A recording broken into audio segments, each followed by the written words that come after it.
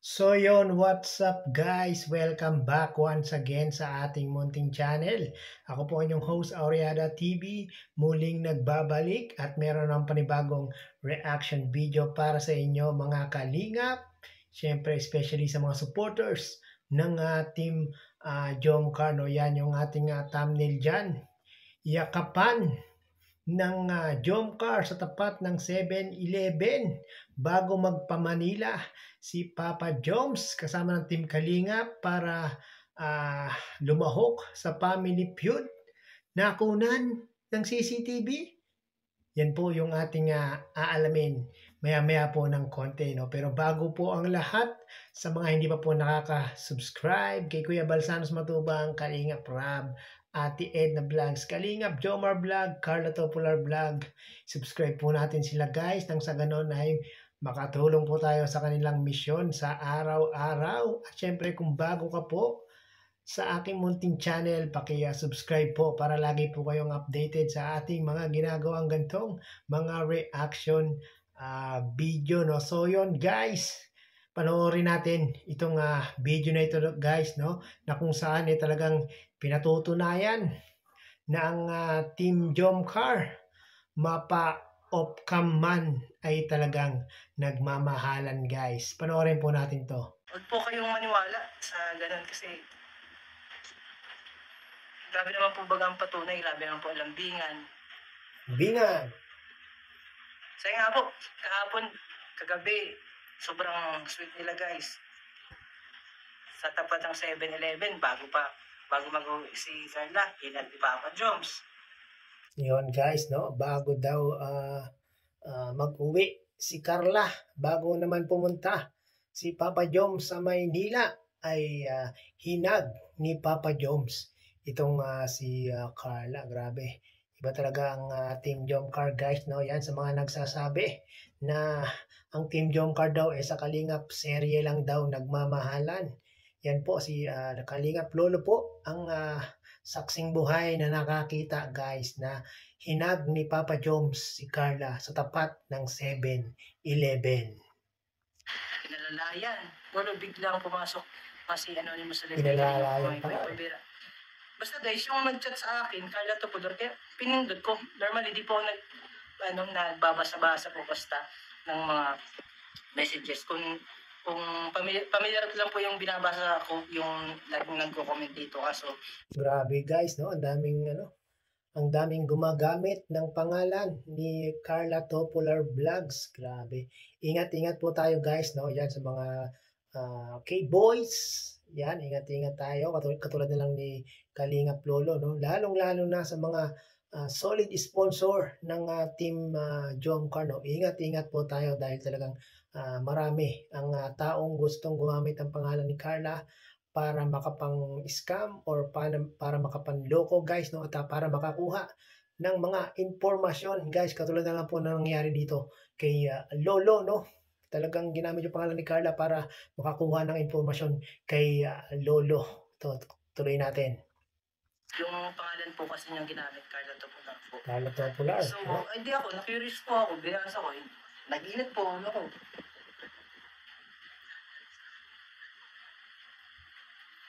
Oh guys, di magjowa. Sila mag-agom lang.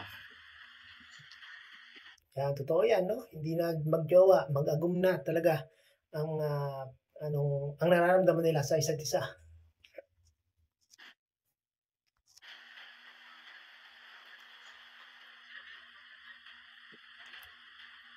Katulad to, Gigi, itong pangalan, wala ka rin dapat ipaliwanag kung totoo yung sinasabi nyo.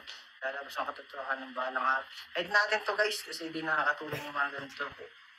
Kailangan magpaliwanag kasi akong nasisira, daming... Kasi ako guys,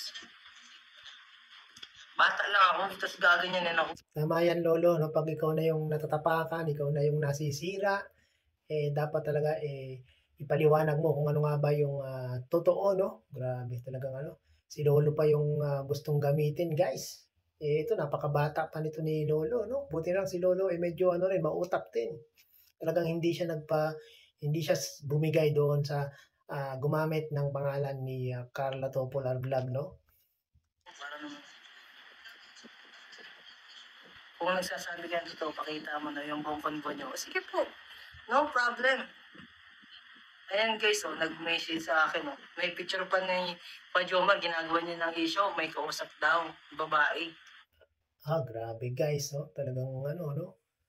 Ginagawan talaga ng ano, ng issue si Papa Jones. Meron daw kausap na babae. Grabe, babae na naman guys. Grabe talaga si Papa Jones. Basta gwapo, maraming nalilink na babae. Ayun po, di po niya yung pinakita. Tapos ang sabi ko, kasi sabi dito, hoy lolo, magtanong ako, pag nasagot mo ito, bibigyan kita ng cash. Yan po ang sabi niya sa akin. Wow, sana all. Bibigyan daw ng cash, no? Pinapainan guys. Pinapainan si Kalingap Lolo ng pera, no? Akala niya naman mukhang pera si Lolo. Akala niya madadala niya si Lolo sa ano, sa pera. No, no, no, no.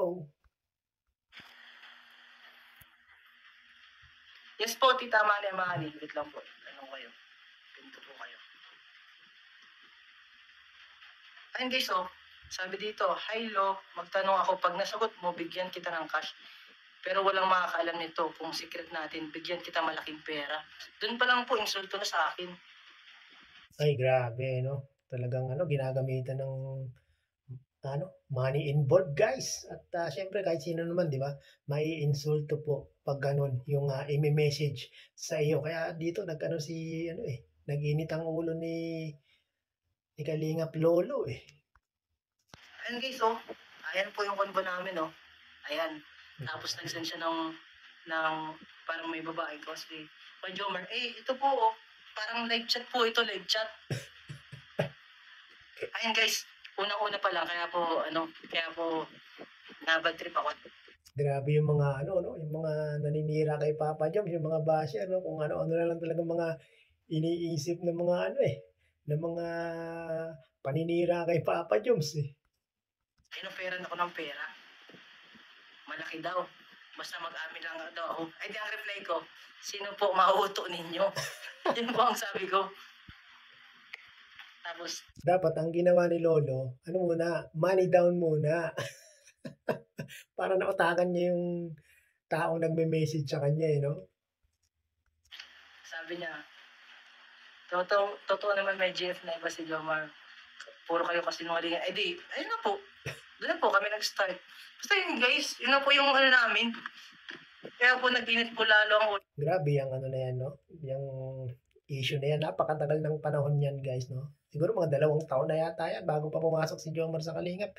Ini-issue na may ibang girlfriend itong si Papa Jones. Pero wala naman silang resibo.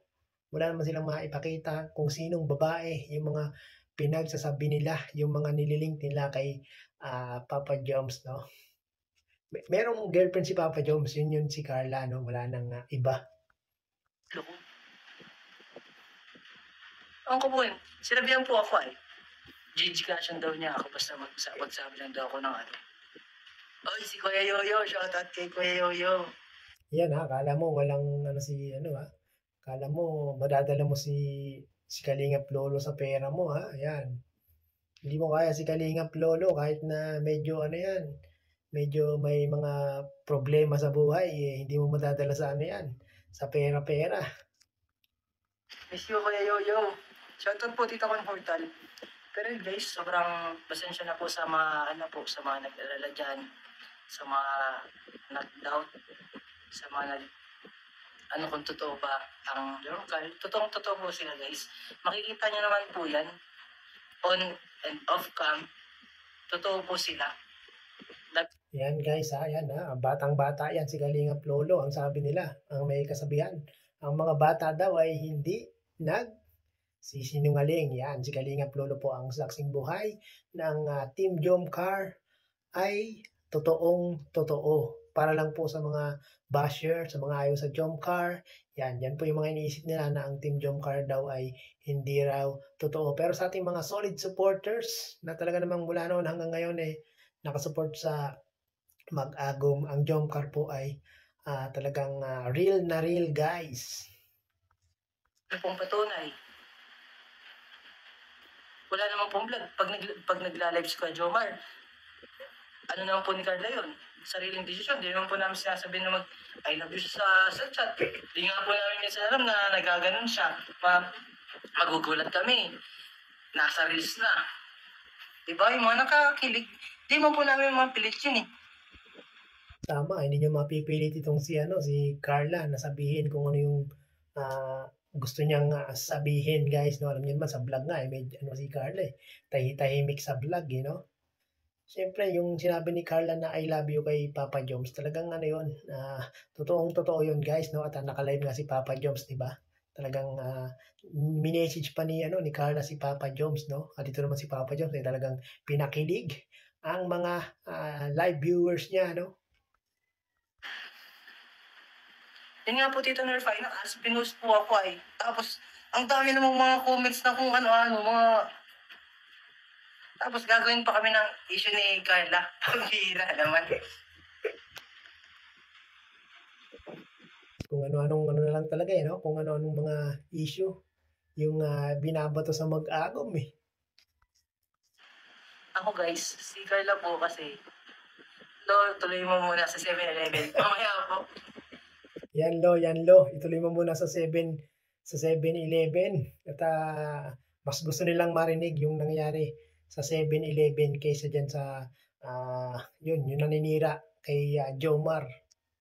Si Carla guys kasi, sa amin po ni Kuya David, malapit po kasi si Carla. Ako po kasi, grabe po ang tawag po sa ni Carla, tawag dito, kuya po ang tawag niyan sa akin. So ako, feel ko naman na kuya ko. Saka sa Angels po, wala pong grabe sa Angels, sila po yung Parang lang si Carla sa kasi Lolo, no? Halos halos magkasing edad lang eh. Kasi si Lolo yung pinaka pinakabunso sa K-Boys eh. Sila po ang pinaka-close namin talaga nila Kuya Ian, ng K-Boys kasi sobrang gusto po kasi namin yung yung personality, yung sobrang magalang, yung kahit nagbibiroon po kami, may respeto pa rin po siya, di po yung nawawala. So yun po. Yun yung kay Carla, talagang maganda kay Carla kasi mula noon hanggang ngayon talagang kahit na siya ay alam niyo na sikat na sa community ng Team Kalingap at sa ibang mga community still ganun pa rin yung kanyang tawag yan, yung kanyang attitude, no? Hindi nagbago. Talagang napaka down to earth ni Bebe Carla talaga. Sa inyo ni Kuya Ian at Ate. Thank you so much po sa mga nandito. Tuloy mo na sa 7-Eleven. Ituloy mo na yan, at nabibitin yung mga viewers natin. Basta yun guys, napaka-imposible lang kami. Pambira naman. Ay, ang gusto ko nga, para kaya tulungan ko pa si Jomar lagi. Pag may tampuan guys, ako nang nagmamagitan. Pinag-shake hands ko pa yan. Alam niyo guys, kagabi, yung bulong baga po nila Kuya Nel, yung nag-hug daw ang Jomar 7-Eleven. Ako nga po may gawa sinabihan ko na, hug daw, kung totoo. Kaya pala si Lolo pala may, ang tawag dyan, si Lolo pala may kagagawan binubuyo ni Lolo si Papa Joms Tapos si Papa Joms naman, sino ko rin, ganyan di mo ba yung grabe yun kasi basta may story po yan kaso syempre private na, di ka lang po pwedeng kasi story na po yun ng dalawa. Basta yan guys, sobrang sweet po kagabi.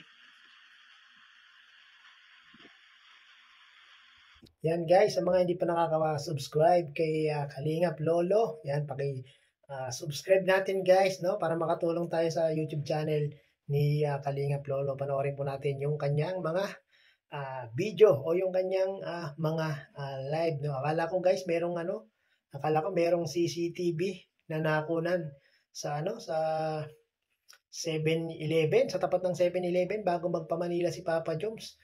Wala pa lang naipakita. Walang naipakitang kasi tawag diyan, hindi na nila binidyohan o hindi nila kinunan ng CCTV o ng camera dahil yun nga po yung pinaka private moment ng team Jomcar. Pero at least guys, no, nalaman natin na talagang sinasabi dito ni Lolo na ang Team Jomcar po ay talagang totoong-totoo, no? Yung mga nagsasabi lang daw na hindi totoo ang Team Jomcar, yun po yung mga naninira sa Team Jomcar, no? So yun guys, hanggang dito na ating reaction video. Maraming pong salamat. Kita-kits pong muli. Bye-bye!